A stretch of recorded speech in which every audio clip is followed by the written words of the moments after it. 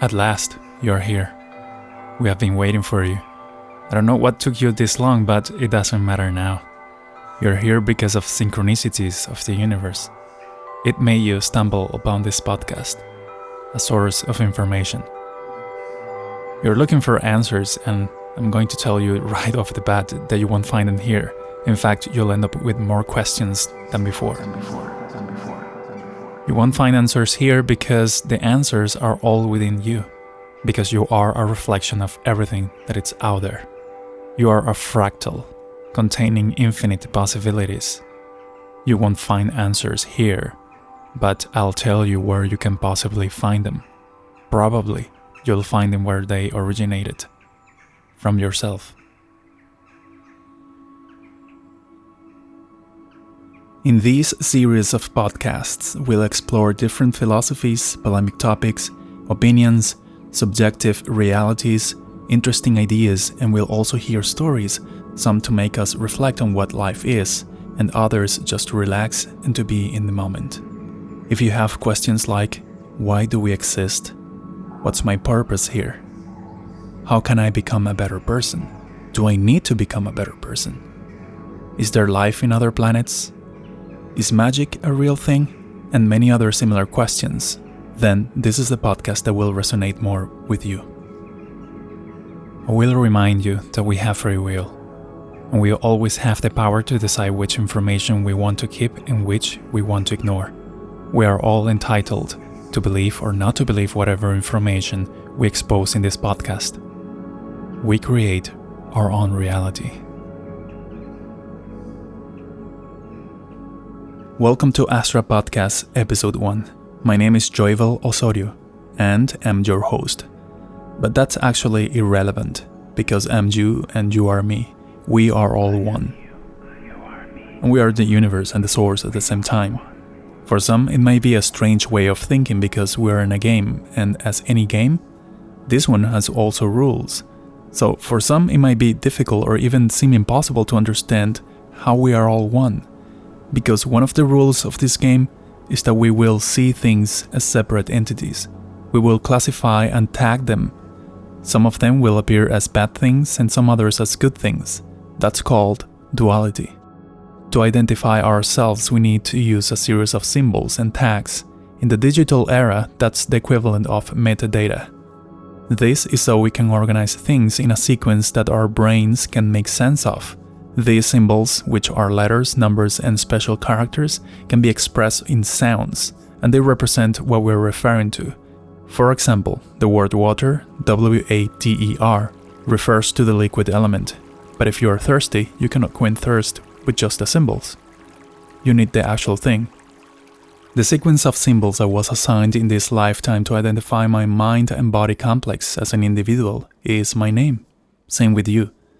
You have a series of symbols that will tag you for the duration of your lifetime here, and people will remember you with that tag or name, as well as the physical vehicle you use, aka your body or your avatar. But as an example of the water, that's just a tag and a physical vehicle. We're not just that.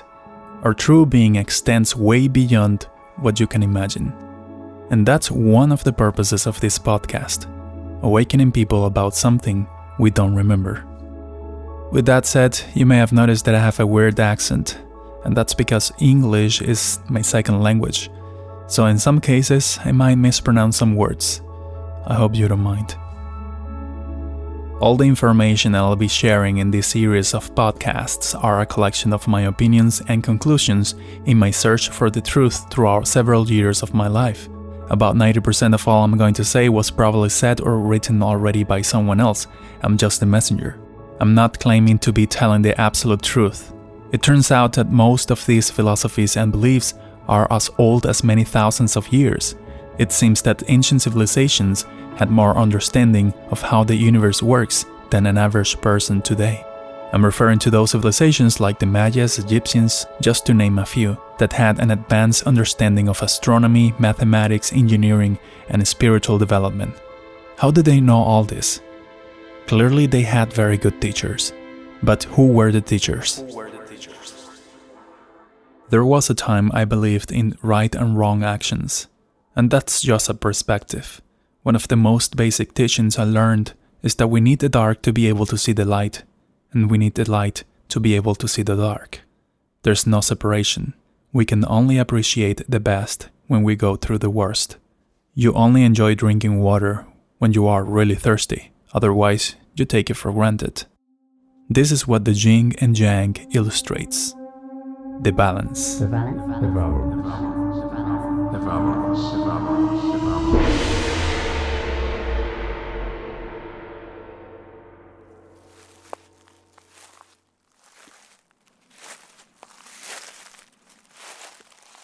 For those of you who are new to this kind of philosophies, you must know that there is no need to know these things in order for you to enjoy life or become a better person, or to become enlightened.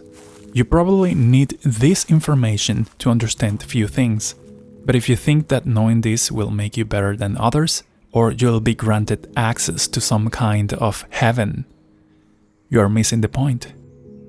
Just like there is people who love looking inside computers to understand how they work so they can write programs or build better computers, there is also people that don't need to look inside a computer in order for them to use one and enjoy it.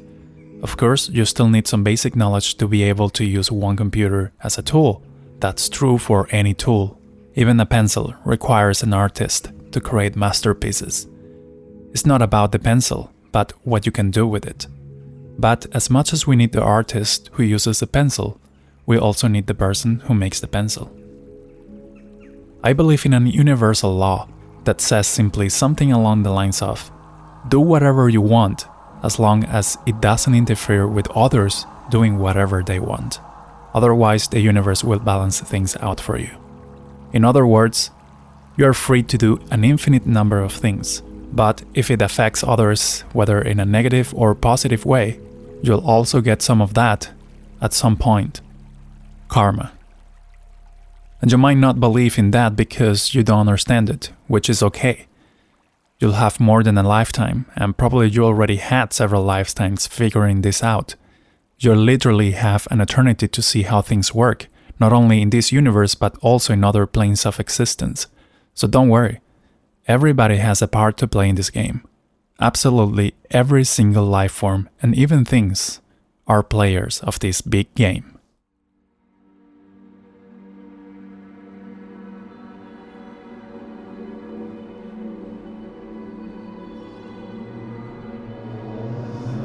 How do you know this is all real? And when you wake up in the morning, it's not another dream. Because when you dream, you think it's real. Sometimes you don't know you're in a dream. Can you tell the difference? Can you tell the difference? Can you tell the difference? No. There's nothing to be afraid of. Because reality is subjective. Nothing is actually real. Nothing is real except your awareness. You. If you change your perception, you change reality. Because you are a creator. You create everything.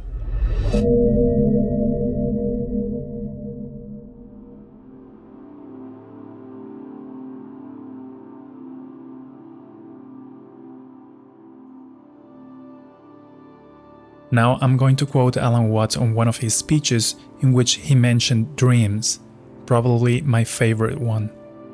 Quote, "If you awaken from this illusion and you understand that black implies white, self implies other, life implies death, or shall we say death implies life, you can feel yourself, not as a stranger in the world, not as something here on probation, not as something that has arrived here by fluke, but you can begin to feel your own existence as absolutely fundamental. I'm not trying to sell on this idea in the sense of converting you to it. I want you to play with it. I want you to think of its possibilities. I'm not trying to prove it. I'm just putting it forward as a possibility of life to think about.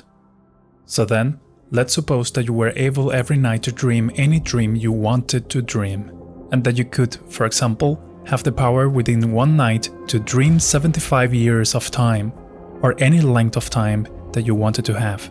And you would naturally, as you began on this adventure of dreams, you would fulfill all your wishes. You would have every kind of pleasure you could conceive, and after several nights of 75 years of total pleasure each, you would say, well, that was pretty great. But now let's have a surprise, where something's gonna happen to me that I don't know what it's gonna be. And you would dig that and would come out of that and would say, wow, that was a close shave, wasn't it? Then you would get more adventures, and you would make farther and farther out gambles what you would dream. And finally, you would dream where you are now. You would dream the dream of living the life that you are actually living today. That would be within the infinite multiplicity of choices you would have, of playing that you weren't God. Because the whole nature of the Godhead, according to this idea, is to play that is not. So in this idea then, everybody is fundamentally the ultimate reality, not God in a politically English sense, but God in the sense of being the self, the deep down basic whatever there is. And you are all that. Only you're pretending you are not. Unquote. In the beginning of this podcast, I told you that you'll have more questions than before listening to this episode. There is also a possibility that you would say, that's nonsense, and you are in your right to have that opinion. But probably those who thought that didn't make it this far into the episode. There is nothing wrong with that, everything serves a purpose. Also, you might not have questions, and you might feel that the things said in this show are kind of true. If you have more questions, it's a good sign. That means that you are curious and you feel that you need to find answers, taking you into this amazing journey of awakening. I have a lot of questions myself, and when I answer one, 2 or 3 more questions arise. If you feel that some of this is true, it's a good sign, because it means that you already know something, or remember something, and that you already started to find some answers. And finally, if you feel that this is all nonsense, it's also a good sign, because it means that you are in a different path of experiencing life, and you won't have to worry about all this information for now. There are not wrong answers in the grand scheme of things. Again, everything serves a purpose. I also said that I'll show you where you can possibly find more answers. From time to time, I'll recommend some books, quotes, philosophies, videos, and other sources of information so you can continue your search further. Most of the time, the search will trace back to you. And by you, I mean the real you, not the tag you or the avatar you, and it will also trace back to the everything at the same time. In the next episode, we'll keep exploring different ideas about what life is and why we are here. Before finishing this episode, I have to say that I'm really happy about this first episode. Thank you so much for being part of this.